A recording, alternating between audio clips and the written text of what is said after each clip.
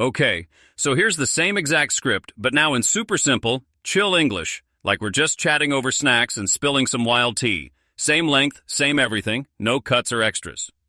Our first guest tonight is this amazing actress who's won an Oscar, makes movies, helps tons of good causes, and honestly, she's the only reason I even got out of bed for work today. You can see her next playing the tough immortal warrior Andy in The Old Guard 2. It drops on Netflix July 2nd. Everybody give a huge welcome to Charlize Theron. Charlize Theron actually asked for bodyguards to protect her from her own co-star while they were filming the movie. Tom Hardy was acting so crazy and unpredictable on Mad Max that the bosses had to get involved. But what really happened out in that Namibian desert goes way deeper than just being late or shouting. I'm talking real romance vibes and even wedding rumors. For real? Yup. And I heard you're super quick to judge people. Charlize later said she was honestly scared of Tom while they were shooting the movie. The thing that scared her was way bigger than just yelling. People on the crew saw stuff that made them worry about what was going on in Tom's head. The real story behind their fight is much darker than what Hollywood usually talks about. Yup. I mean, we were stuck super far from anywhere in South Africa, so we loved movies. But back then, we had those old drive-in theaters. Like we'd all pile into the car and go to the drive-in. Yup. And you never knew what movie you were going to see. Charlize Theron was born on August 7, 1975, in Benoni, this quiet little mining town right outside Johannesburg.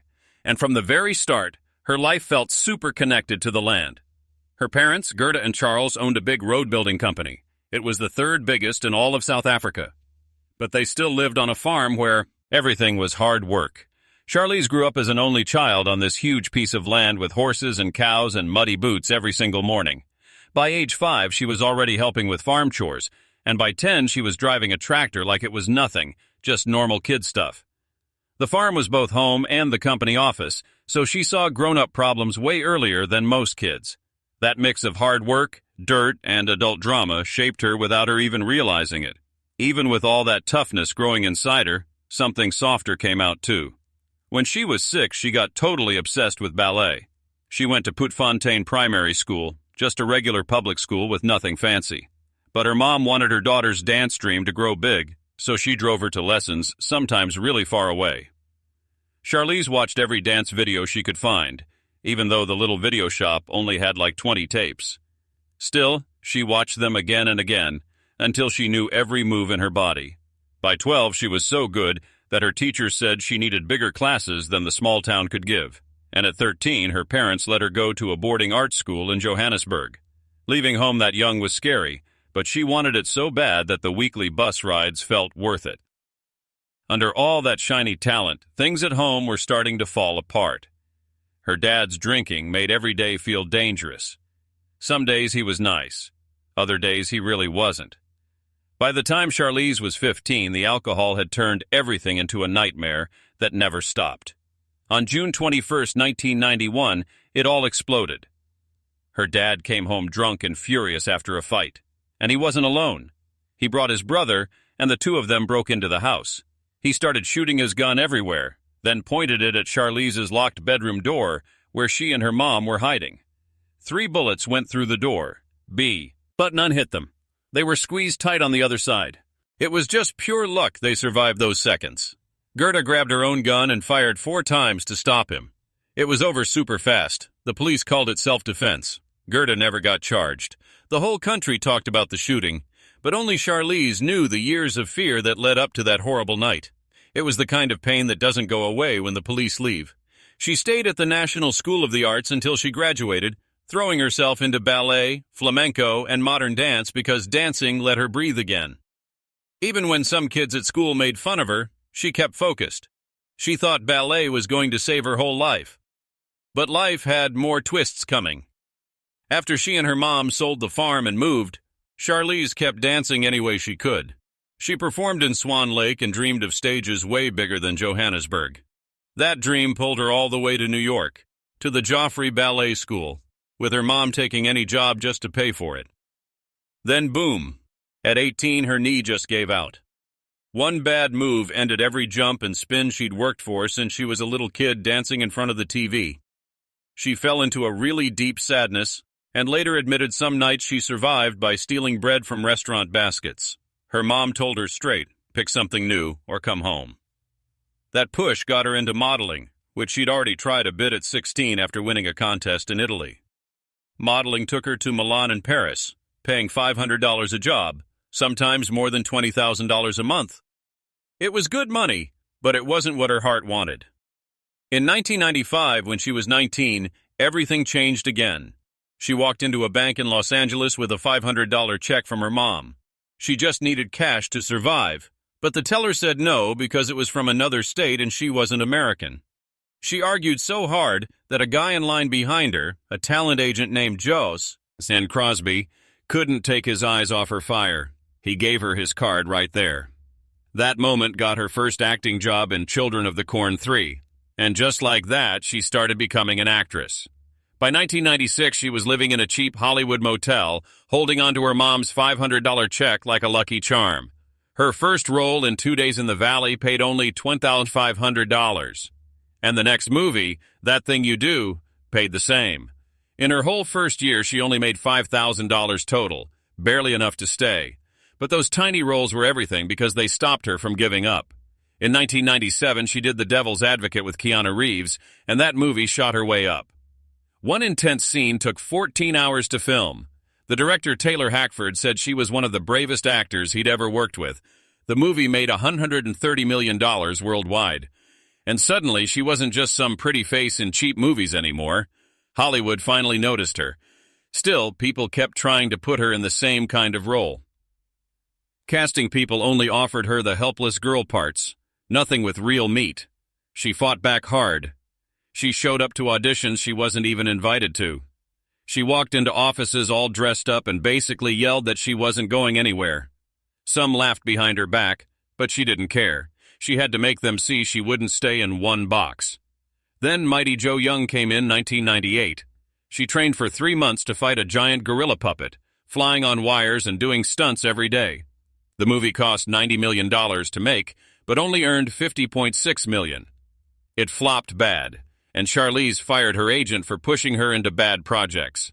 The failure shook her, but it also made her sharper. She wanted better roles and smarter choices. In 1999, she got the part that changed everything. She played Candy Kendall in The Cider House Rules with Tobey Maguire. The role needed deep, real pain, since sure she had, but she used all the hurt from her childhood. It worked perfectly. The movie's success got her a Golden Globe nomination and raised her pay to $1 million. Critics finally saw what she'd been trying to show them for years. She wasn't just the farm girl or the model or the pretty extra anymore. She was a serious actress ready for anything. Charlize Theron's rise in the early 2000s felt like a quiet fire that just kept getting bigger. In The Legend of Bagger Vance in 2000, she played Adele Inver Gordon, and her scenes with Will Smith lit up the screen in ways nobody expected. The story was set in Hard Times, Georgia, where Adele fought to save her family's fancy resort. But it was her soft smiles and long looks across the golf course that stole hearts. A late-night talk between her and Smith had writers calling her Hollywood's new It Girl. The movie made $39 million worldwide, pretty good for a golf fairy tale with mixed buzz, and her classy 1930s style stuck in people's heads. Even Robert Redford said her energy changed the whole movie. That one role opened the door to a bunch of romance offers, whether she wanted them or not. Then Sweet November came out in 2001, with her playing Sarah, a woman dying while falling for Keanu Reeves. It was supposed to be a simple love story, but she wanted it real. She gained about 10 pounds, stopped exercising, ate junk food, and let herself look tired to match Sarah's sickness. It hit her harder than she thought. She later said it was her first time really feeling depressed.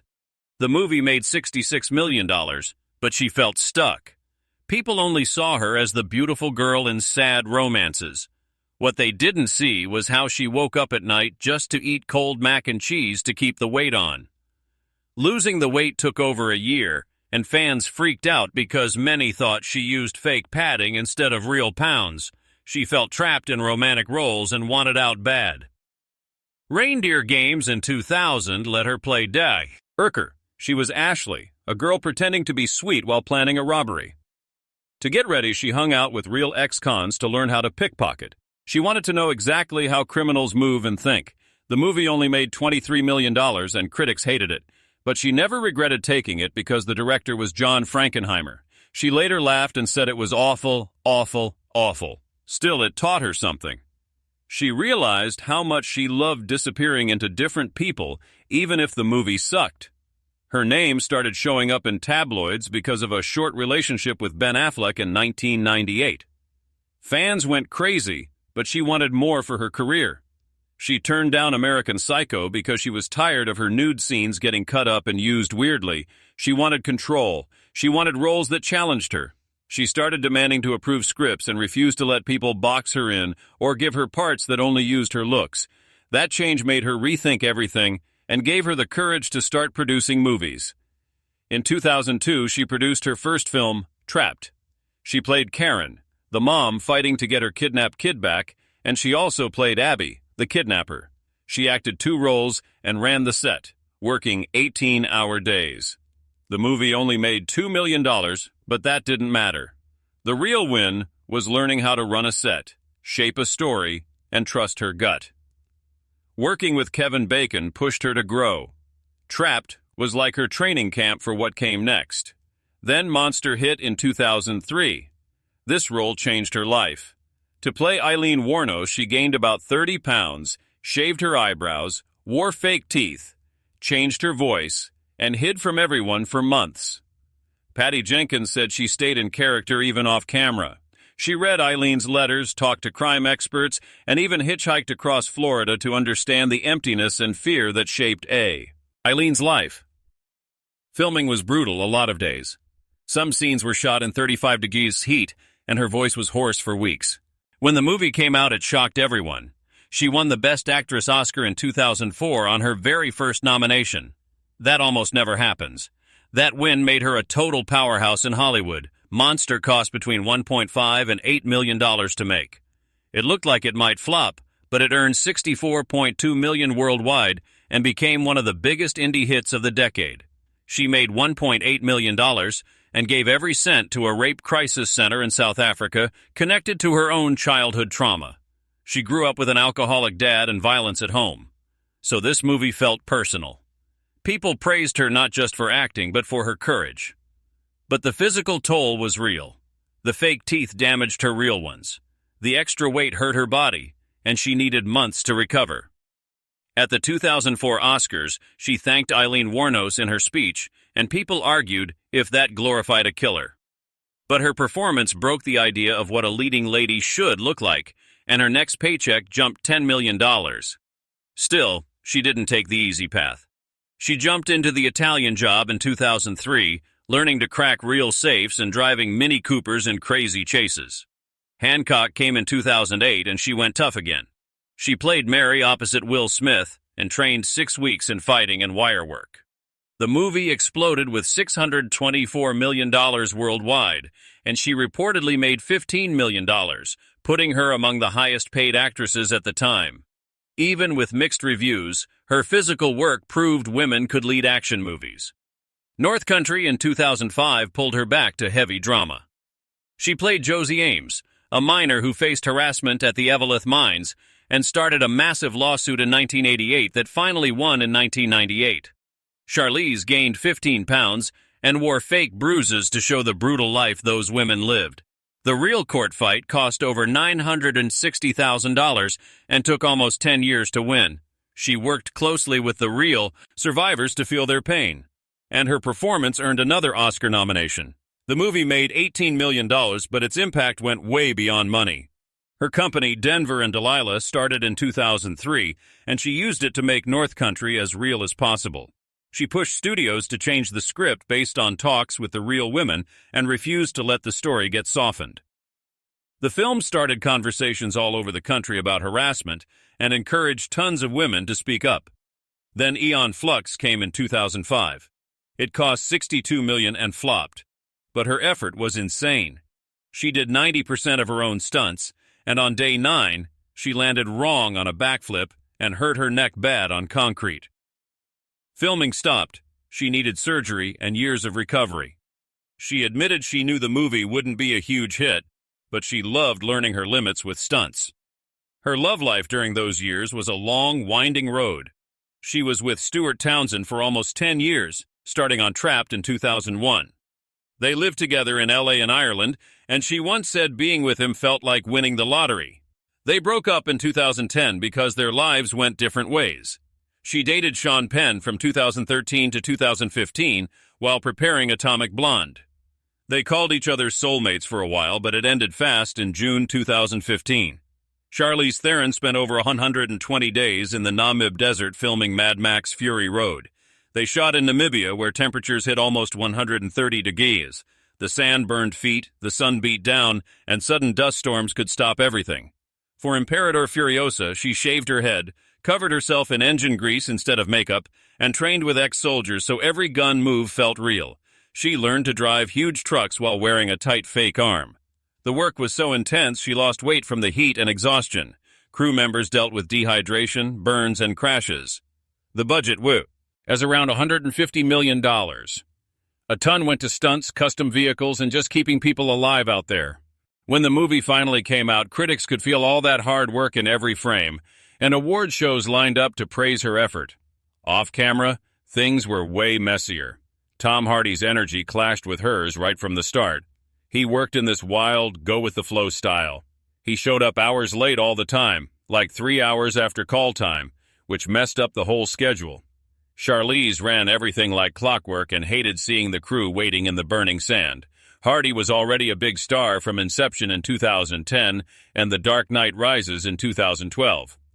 But on this movie, people whispered that his behavior was all over the place. Charlize later said the waiting felt disrespectful, especially when everyone was suffering in that heat. Her super punctual style and his loose improv vibe never matched. The bosses tried to calm things down, but the tension kept growing. It finally blew up one morning in 2014. The crew was ready. Charlize was in full makeup with her shaved head and fake arm. They waited. Hardy showed up about 3 hours late again. This time she lost it. In front of everybody, she yelled at him and demanded he pay a fine for wasting time. People who saw it said the fight was loud and nasty. Charlize felt his reaction was so aggressive that she later said she felt physically threatened in that moment.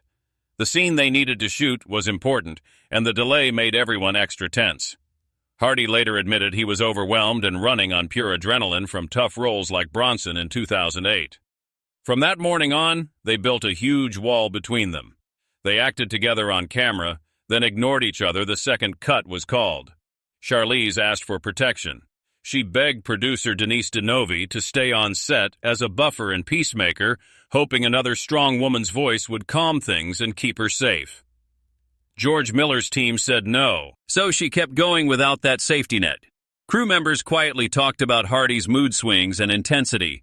Some days he was stormy and unpredictable. Charlize showed up every day prepared, on time, and focused.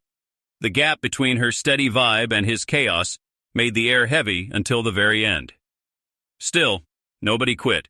Cameras kept rolling.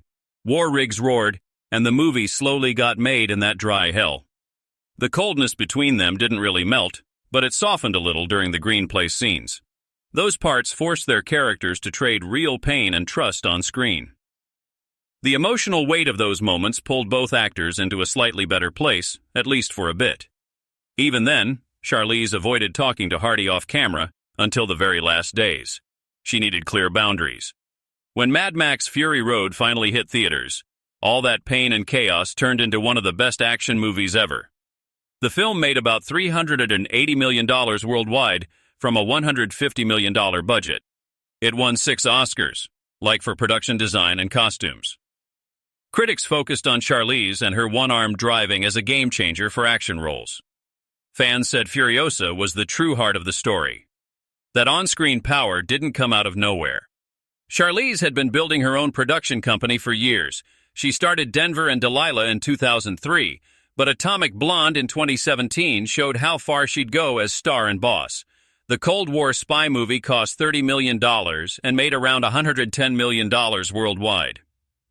To get ready, she trained 4 months in Krav Maga and close combat so she could do her own crazy fight scenes. The training was so intense she cracked a tooth doing a stunt. She didn't stop, she just kept going and fixed her teeth later. Director David Leitch said the movie changed what people expect from female action stars. After it succeeded, she pushed for a sequel, which Netflix picked up. While she was beating people up on screen, she was quietly saving lives off-screen. In 2007, she started the Charlize Theron Africa Outreach Project, CTAOP, based in the U.S. but focused on kids in southern Africa, especially HIV and AIDS. By 2023, the organization had raised over $2 million, bringing mobile HIV testing to neighborhoods and building computer labs in high schools in places like KwaZulu-Natal. They supported sex education, pregnancy talks, and gave kids internet access. In 2020 alone, they reached over 20,000 young people across South Africa. Over the years, CTAOP money-trained tons of local mentors and peer educators, and they worked with big names like Oprah Winfrey to grow school and health programs. Charlize used her own South African roots to shine light on kids facing danger and poverty every day. When the pandemic hit in 2020, things got even worse at home for abuse victims. Lockdowns trapped people with their abusers. In April 2020, Charlize and CTAOP launched Together for Her. They donated $1 million for COVID relief, with $500,000 going to groups fighting domestic violence. She got friends like Margot Robbie to spread the word and share survivor stories. A lot of that passion came from Charlize's own childhood in a violent home and watching her mom fight back. The campaign funded shelters with beds, counseling, emergency housing, and medical care. In countries like South Africa, where violence against women is some of the worst in the world, the work sparked public outcry and helped change laws. By late 2020, the campaign supported over 100 safe houses and reached more than 50,000 people. Her action star energy kept going on streaming too. For Netflix's The Old Guard in 2020, she played Andy, the immortal leader of a secret warrior team. The budget was around $70 million. In the first weeks, almost 87 million households watched. One of Netflix's biggest early hits. At around 45 years old, she was still throwing herself into sword fights and brutal falls. Critics gave it about 79% on Rotten Tomatoes and loved her mix of strength and emotion. The success led to a sequel and proved a woman in her 40s could carry a huge action movie for a streaming giant. Meanwhile, the Mad Max drama stories never really died. For years, tabloids kept talking about the fights and tension on set. Then around 2024, Charlize and Tom Hardy finally opened up about it. New details came out that a producer was asked to stay close to protect Charlize. Charlize admitted she was scared and angry, and that she could have handled some moments better. Hardy apologized too, saying he was young and overwhelmed by the size of the movie. Their honest talk turned the mess into more of a growing-up story. By then, Charlize had joined the Fast and Furious family as the villain Cypher in Fast X in 2023. Rumors said she made $20 million for it, proving studios still trusted her star power years after all the Fury Road gossip. Her personal life brought new challenges and a different kind of courage. Charlize adopted her first child, Jackson, in 2012 and her second, August, in 2015. She chose to be a single mom. In 2019, Jackson, who was introduced to the world as a boy, told the family she is a girl.